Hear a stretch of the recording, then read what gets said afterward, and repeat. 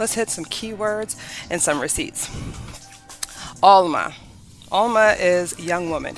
You can look at the Hebrew version of the word in the comments or in the description. Isaiah 7:14 says, "An Alma shall conceive." That word means young woman, not virgin.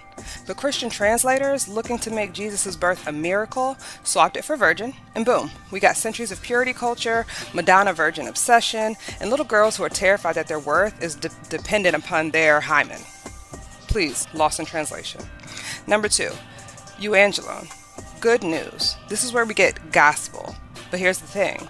In the Roman Empire, good news was not spiritual. It was political propaganda. Think of a news cover. Good news, Caesar won another war. Early Christians flipped that into good news, Jesus is Lord, not Caesar. What it was then was treason dressed as worship. Ecclesia, assembly. In Greek, it literally means the people gathered, they got together.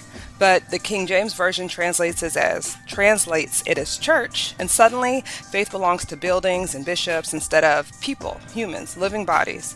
That little translation paid the mortgage on a whole bunch of cathedrals. Lo tirtash. Lo tirtsach. Sorry.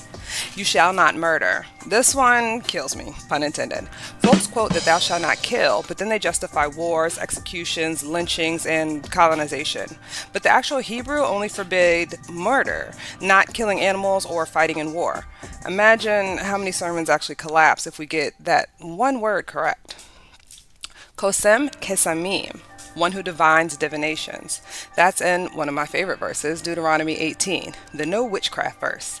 But if you notice, it's not a general ban on all spiritual gifts. It was targeting exploitive, manipulative magic. But the translation flattened it into no magic period. That mistranslation was fuel for things like Salem witch trials. Parthenos, a maiden. In Greek, a maiden can mean virgin or it could just mean unmarried. The translators decided to use virgin because, it looks a little more spicy, I guess. I don't know.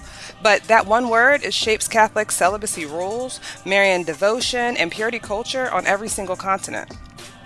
Tyrannos, a tyrant. That word shows up in ancient manuscripts, but King James,